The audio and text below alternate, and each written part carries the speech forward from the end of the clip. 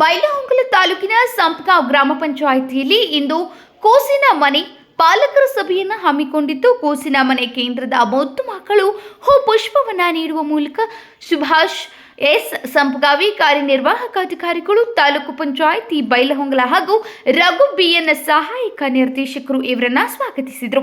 ಕಾರ್ಯಕ್ರಮಕ್ಕೆ ಎಸ್ ಸಂಪಗಾವಿ ಅವರು ಜ್ಯೋತಿ ಬೆಳಗಿಸಿ ಚಾಲನೆಯನ್ನ ನೀಡಿ ಮಾತನಾಡಿದರು.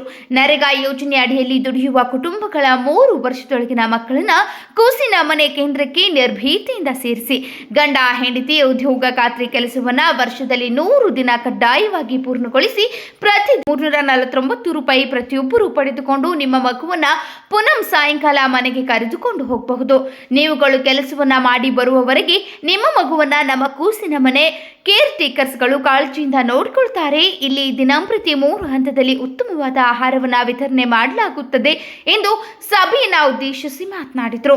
ಈ ಪಾಲಕರ ಸಭೆಯನ್ನ ಪ್ರತಿ ತಿಂಗಳು ತಾಲೂಕಿನ ಎಲ್ಲಾ ಕೂಸಿನ ಮನೆ ಕೇಂದ್ರಗಳಲ್ಲಿ ಕಡ್ಡಾಯವಾಗಿ ಮಾಡಬೇಕು ಮತ್ತು ಪಾಲಕರ ಸಲಹೆ ಸೂಚನೆಗಳನ್ನು ಸ್ವೀಕರಿಸಬೇಕು. ಅದೇ ರೀತಿಯಲ್ಲಿ ಮಕ್ಕಳ ಆರೋಗ್ಯ ತಪಾಸಣಾ ಶಿಬಿರಗಳನ್ನು ಸಹ ಆಯೋಜನೆ ಮಾಡುವುದು ಕಡ್ಡಾಯವಾಗಿದ್ದು, ಪ್ರಸ್ತುತ ದಿನಗಳಲ್ಲಿ ಮಳೆಗಾಲ ಇರುವುದರಿಂದ ಮಕ್ಕಳಲ್ಲಿ ಸಾಂಕ್ರಾಮಿಕ ಕಾಯಿಲೆಗಳು ಬೇಗನೆ ಹರಡುತ್ತವೆ. ಮುಂಜಾಗ್ರತಾ ಕ್ರಮಗಳನ್ನು ಕೈಗೊಳ್ಳಿ ಎಂದು ಸಲಹೆ ನೀಡಿದರು.